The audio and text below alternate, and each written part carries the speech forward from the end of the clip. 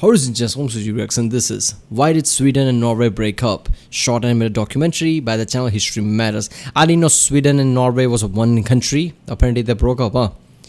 Sometimes countries break up, like Britain and Ireland, Britain and America, or Britain and most other places. Okay, I read it wrong. I thought it was making joke like Britain's going to break up or something. Okay. And what's one such major breakup was when Norway and Sweden went their own way in 1905. Whoa, that's recent. I thought it would have been a few centuries before, but no. But what caused this split? Why did the two break up? Alright. So this is going to be interesting. I didn't know Sweden and Norway was one country just before 1905, right? I know during the Napoleonic Wars, one of the Napoleon's marshals became the king, emperor, whatever, of Sweden, right? So I don't know Sweden and Norway was same thing around that time. But yeah. Remember, reflect my Rickson. Don't forget to like, subscribe. Check out the Rickson. There's a link in the description. Check out the cards. Check out the cards in here. Breakups are never easy, especially when your ex goes on to become a wealthy petrostate. But this is what happened to Sweden, which was in a union with Norway for almost a century until their split in 1905. But what caused this dissolution? Why did Sweden and Norway break up? So, as of the closing years of the Napoleonic Wars, Norway was a part of the Kingdom of Denmark, whose ruler Frederick VI had just sided with Napoleon. Now, a lot of countries in Europe had done the same previously, like Russia, who had used Swedish closeness with Britain as justification to invade it and grab Finland for its own. Soon after this, Russia decided that it didn't like Napoleon anymore, and so it was time for new allies. The Swedish king wasn't doing much. By the way, that Russia thing, they use Britain's closeness to take over Finland.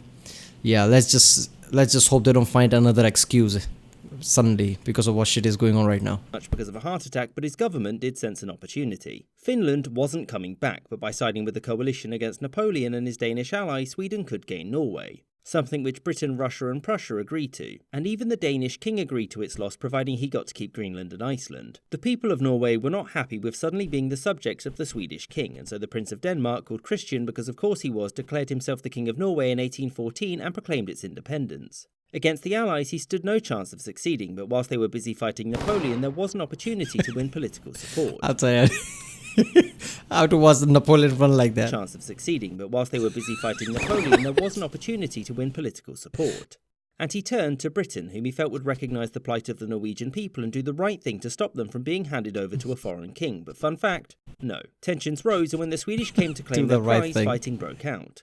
This lasted for about 2 weeks and ended with the Swedish making some concessions in return for Norway joining the Union voluntarily. Norway would keep its semi-democratic constitution, the king's powers there would be limited, and Norway would maintain separate armed forces. Relations between the two states improved over the next half a century, with the Swedish-based kings presenting a much more conciliatory tone to the Norwegian subjects. Although by doing this they angered Swedish politicians, who saw Norway as the junior partner in the Union, and many there feared that Norway would never be placated and would simply keep asking for more. And they weren't wrong. Norwegian politicians kept asking for more autonomy over the course of the late 19th century. The big one was when in 1891 Norwegian elections saw the Liberal Party victorious. The Liberals were proponents of Norwegian independence, but if that couldn't be achieved, then they demanded separate foreign and trade policy for Norway. I mean, come on. I mean, you can see the trend where they're going for, right? I mean, it's not that hard to really see the trends. If basically things slowly feels like they are going their own route, right? Slowly asking for more and more autonomy. You know where this is going, right?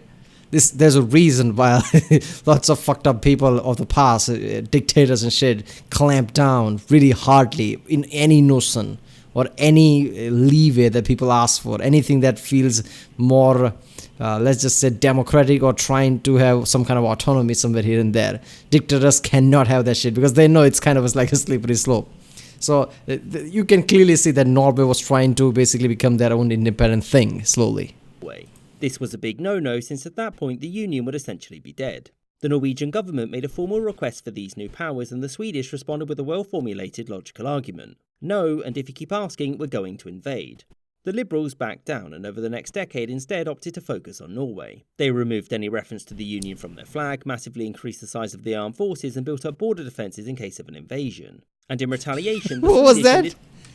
Of the armed forces and built up border made in Albania. What does that mean? Defences in case of an invasion. And in retaliation, the Swedish ended free trade between the two and imposed tariffs on products from Britain, Norway's largest trade partner. It was 1905 that marked the death of the Union, though, when the Norwegian government passed a law establishing itself as separate diplomatic service.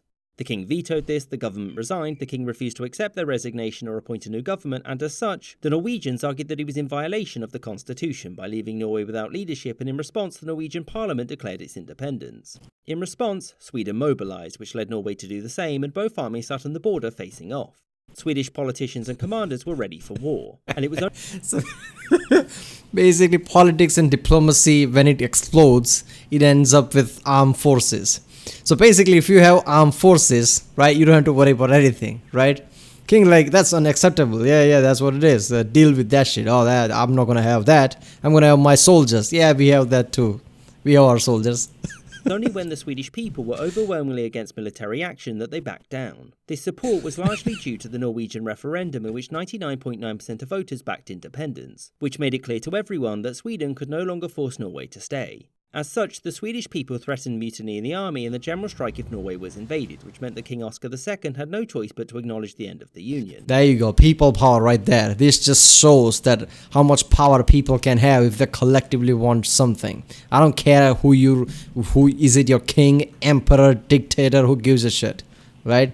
If everybody just like, okay, we don't want military action, shut the fuck up, right? I don't care, just let them have their own thing, right? King can do very little thing. The Norwegian people then voted for a Prince of Denmark to become King of Norway, and thus, after a mere 500 years of being controlled by foreign power, Norway would once again be an independent state.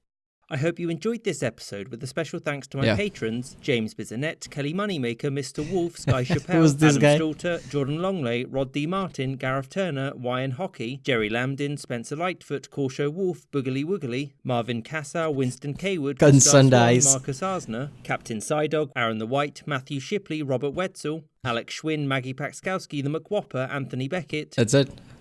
Nothing more. Sometimes these end images have something to them, right?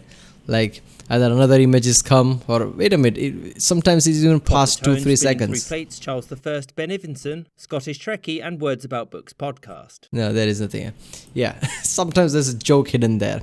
I didn't know that at the start of the few videos, but I realized that during the Stalin thing, where they were painting it up. Yeah, this channel is really fucking funny. Just 4-minute video, even the end credits are funny sometimes. But yeah. And there is always some, information slipped in. That was made in Albania. What was that? So they got all their weapons from Albania. Is that it? Yeah. Alright, well, that was Why Did Sweden and Norway Break Up? The channel History Matters. Well, obviously Sweden didn't want Norway to go away. I mean, Sweden monarchy, at least the king and shit. But yeah, slowly you can see where Norway wanted to go. So yeah, there you go. This is a lesson to a lot of people, right?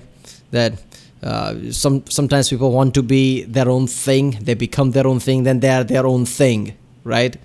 It doesn't matter if you think they are part of you, right? So future wars are going to be for the claim like that, right? I mean, we already have seeing what happening right now, right? I mean, China could go similar way, and that's just fucked up. Like, people claim themselves to their own democratic country, and yeah. Obviously other people don't like that shit and just still claim that they are still part of our country, and that's the problem. Alright, well, if you like my reaction, don't forget to subscribe, check out the reaction, there's a link in the description, check out the cards, and yeah, I'll see you next time.